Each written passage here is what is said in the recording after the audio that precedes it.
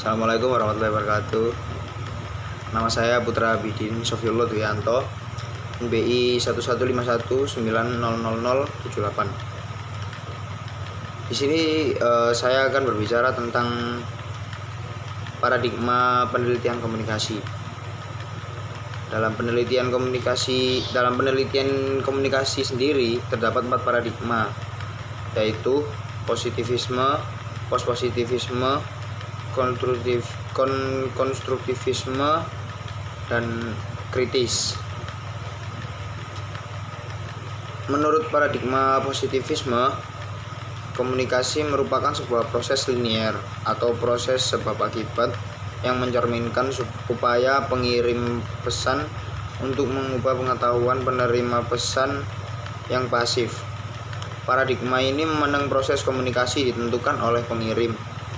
Berhasil atau tidaknya sebuah proses komunikasi bergantung pada upaya yang dilakukan oleh pengirim dalam mengemas pesan, menarik perhatian penerima, ataupun mempelajari sifat karakteristik penerima untuk menentukan strategi penyampaian pesan.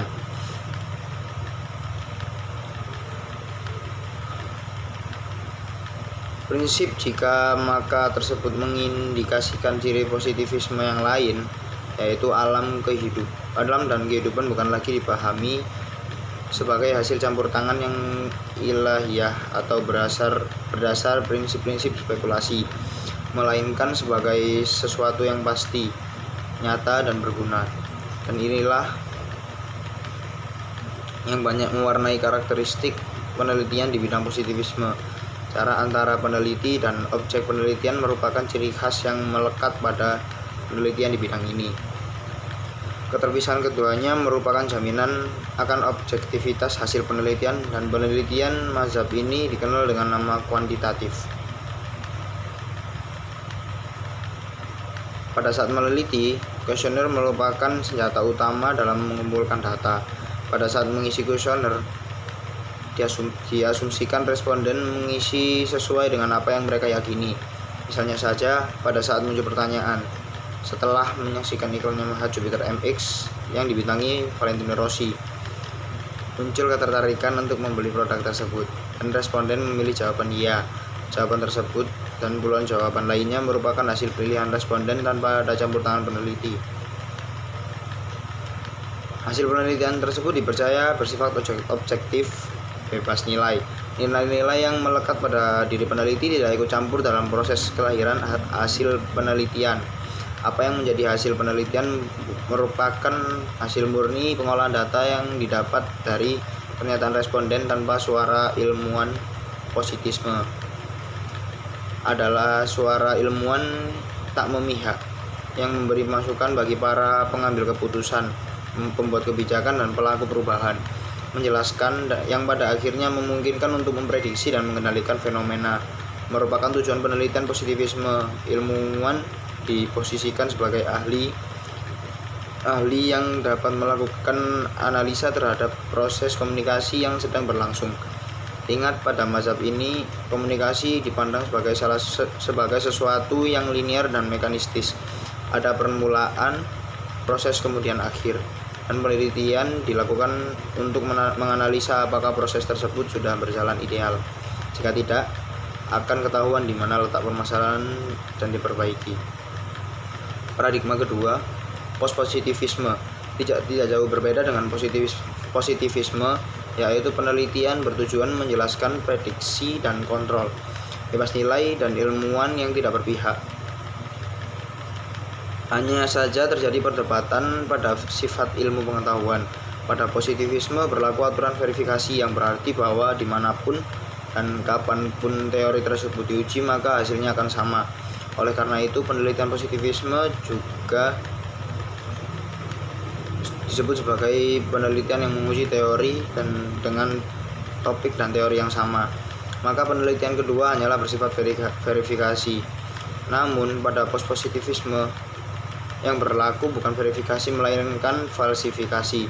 Sebuah pengetahuan merupakan terdiri atas berbagai hipotesis yang dapat digugurkan dan dapat dipandang sebagai fakta atau hukum yang mungkin. Sebuah teori diasumsikan sebagai sesuatu yang salah dan kemudian dilakukan penelitian berulang kali untuk membuktikan ketahanan teori tersebut. Teori yang benar-benar kuatlah yang terselamatkan. Maka tak heran muncul teori-teori tandingan yang lahir dari penelitian mazhab ini. Misalnya teori yang menganggap audiens pasif harus mendapat pesaing seperti teori uses and gratification.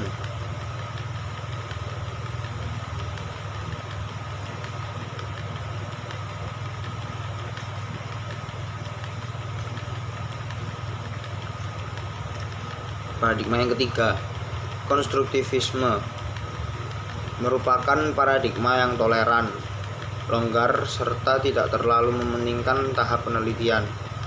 Paradigma ini melahirkan metode penelitian kualitatif yang memiliki sifat sangat berbeda dengan kuantitatif.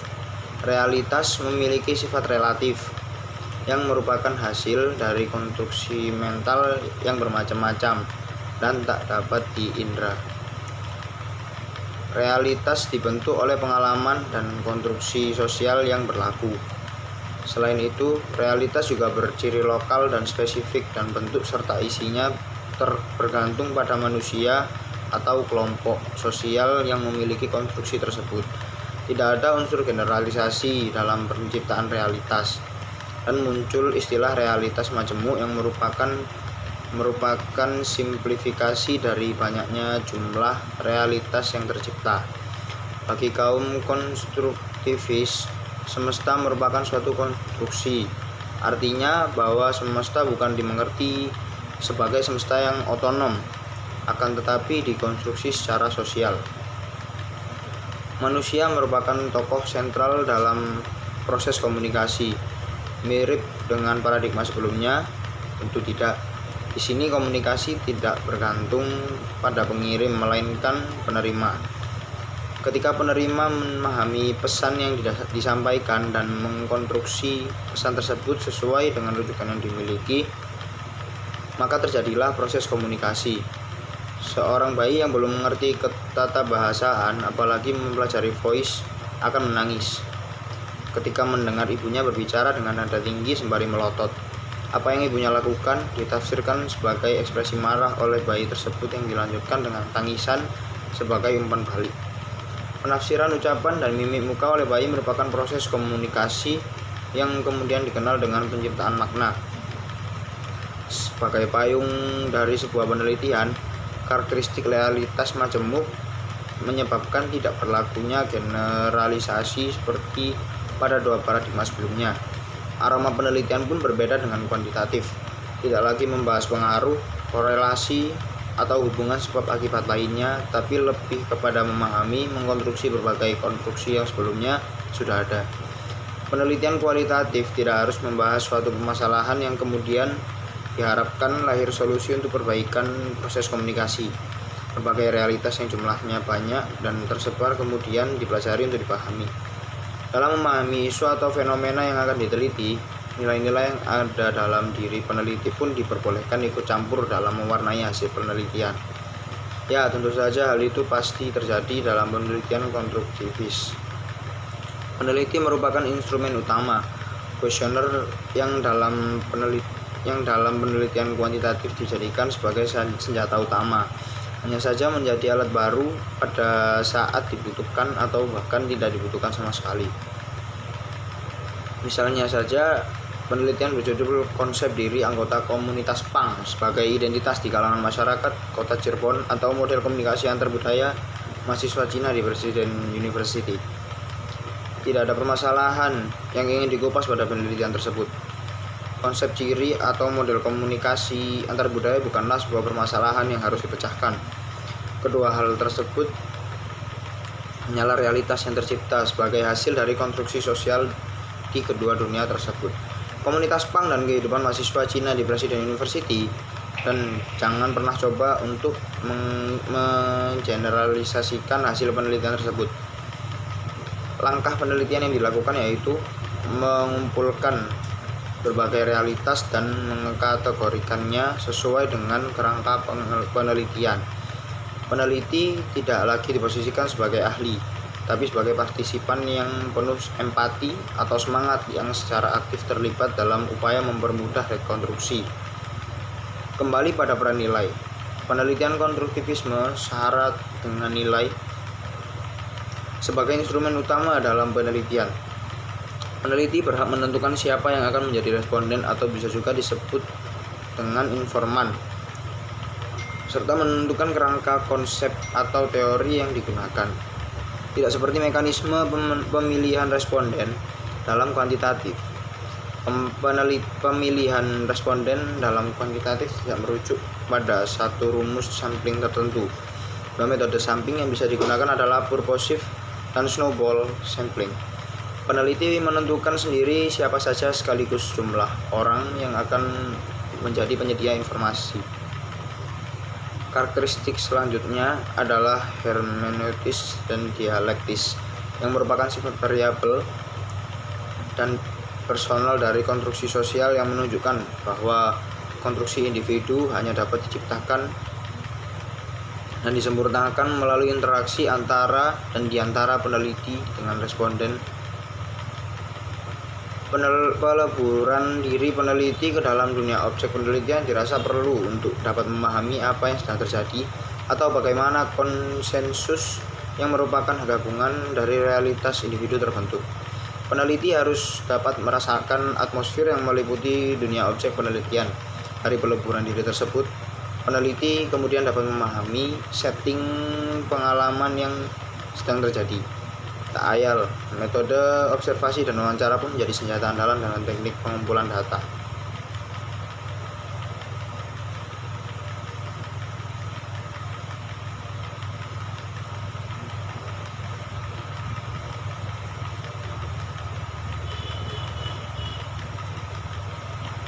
Paradigma kritis.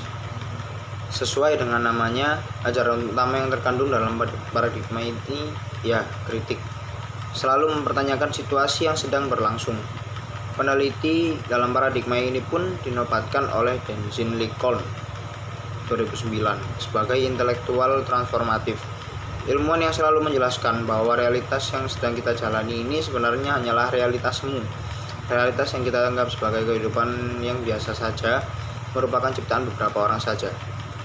Ada 4 kata kunci dalam paradigma ini, yaitu kritik terhadap dominasi, ideologi, hegemoni, dan transformasi sosial. Dominasi dianggap sesuatu yang sangat mengganggu dan harus dilawan. Bentuk nyata dari dominasi dapat dilihat dari penggunaan bahasa, kode, simbol yang menganggukkan kelompok tertentu, sehingga muncullah kelompok-kelompok termarginalkan. Salah satu contoh penelitian ini adalah paham feminis yang selalu mempertanyakan peran-peran perempuan yang seringkali tidak dihormati, terutama sekali pada media massa. Perempuan cantik selalu digambarkan sebagai insan yang berkulit putih, bersih, bertubuh langsing, tanpa keriput, tanpa jerawat, dan harus menampilkan sebanyak mungkin anggota tubuh mereka untuk memberitahu dunia bahwa mereka cantik.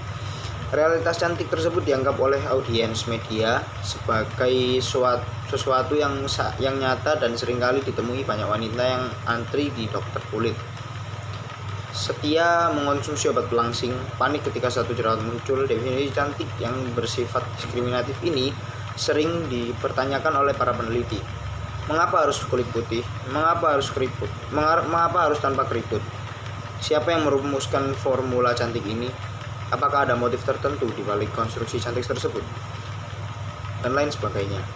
Konstruksi makna cantik tersebut dianggap telah meremehkan wanita golongan tertentu, dan mereka harus disadarkan agar tidak terlalu lama terjebak pada realitas palsu.